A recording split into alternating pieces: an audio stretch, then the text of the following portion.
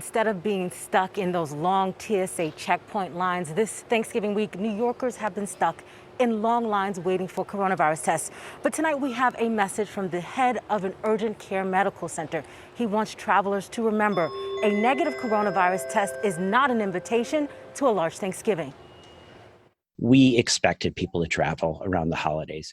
We ramped up at all our sites. Urgent care clinics swamped with another day of long lines. Tonight, the rush for a COVID test before the Thanksgiving turkey is on. A lot of people have decided that it's not going to work for them to follow the guidance of stay home. The Centers for Disease Control recommends enjoying a small Thanksgiving gathering with the people you already live with. If, despite the warnings, you choose to travel by train, Amtrak says they've taken extra precautions for the safety of holiday passengers, and the city is providing COVID-19 tests right inside Penn Station. But Dr. Daniel Griffin of ProHealth Urgent Care points out, a test cannot predict the future, and no test is 100% sensitive. Many New Yorkers have chosen to stay local. Instead of the typical day before Thanksgiving bustle at LaGuardia Airport, today we found a slow but steady stream of people ready to take off. We're young.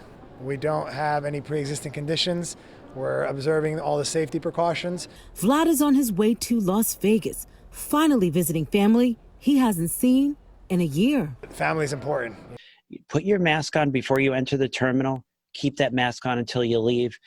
Eat or drink before you enter the terminal. Dr. Dave Montgomery advises keep a distance of 6 to 10 feet away from fellow flyers when you can. Wash and sanitize your hands frequently, and pay attention to other travelers. If you see somebody who is not practicing the typical measures that we know work still today, distance yourself as completely as you possibly can.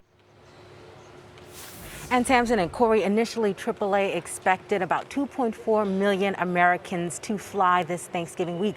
But so far, 5 million Americans have passed through airports.